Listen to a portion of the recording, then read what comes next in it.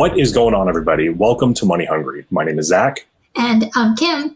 Today, we're going to cover a wide range of topics, ranging from the weird to the controversial.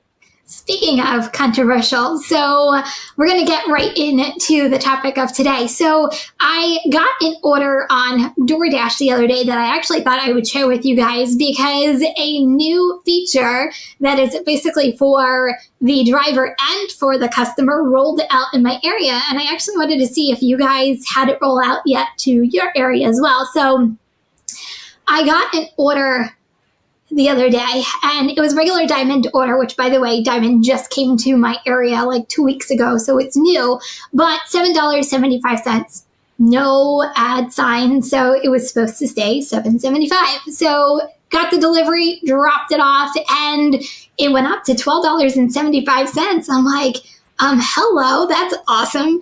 And I'm like, where did that come from? But I wasn't going to knock it because it's $12.75. Right after drop off, I get the text message saying I got an extra $5 tip. So the customer was able to add on a tip after delivery. Well, I guess maybe it was before delivery, considering I knew what the payout was when it came, but maybe it was after they actually placed the order, which I think is weird altogether.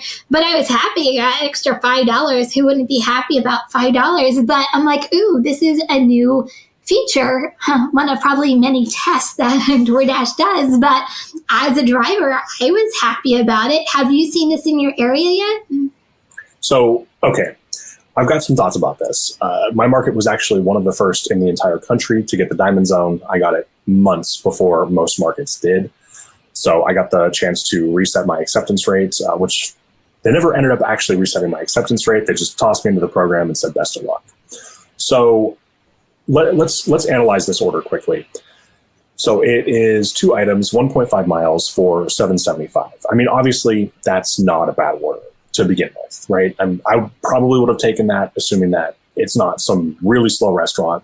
But I've got some thoughts about the tip after delivery, and I want to run my ideas past you. Now, I want to talk for a moment about what is going on in Baton Rouge. Have you heard about this? I semi-heard about it, but I want to learn more. So the customers in Baton Rouge are only being given the option to tip once the order is picked up. Ooh. So they cannot pre-tip anymore. And I've talked to several drivers in Baton Rouge, and they say this is completely killing their income. Like tips are just not a thing anymore. And what DoorDash has been doing is they've been adding like $5 and $6 peak pay to kind of make up for the fact that there's no tips.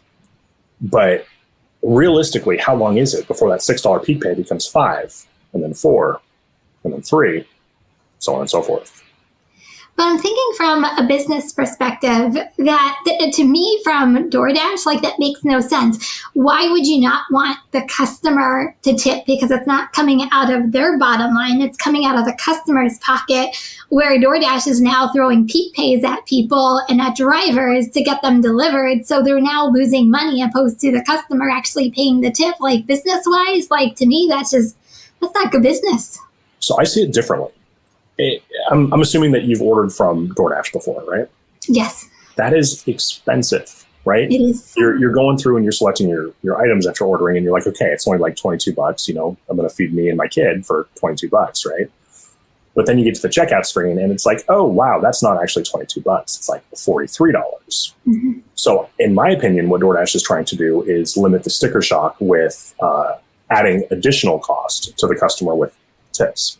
So they're like giving them they're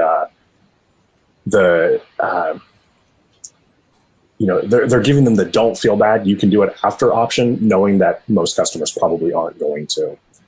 So I think that this is not beneficial for DoorDash for sure, because I think a lot of orders are just going to sit now.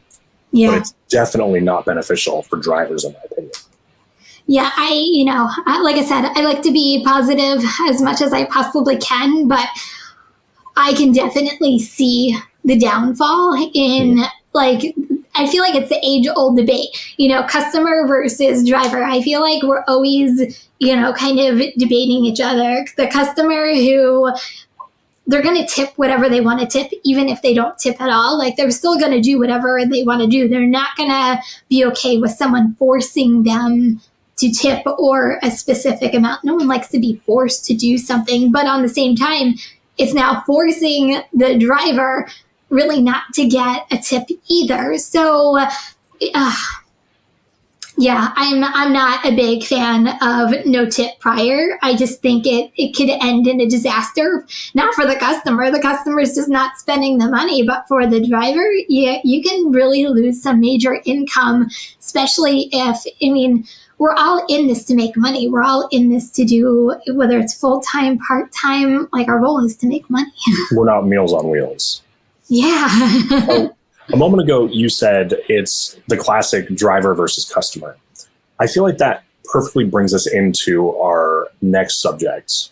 Yeah, it is a very good segue.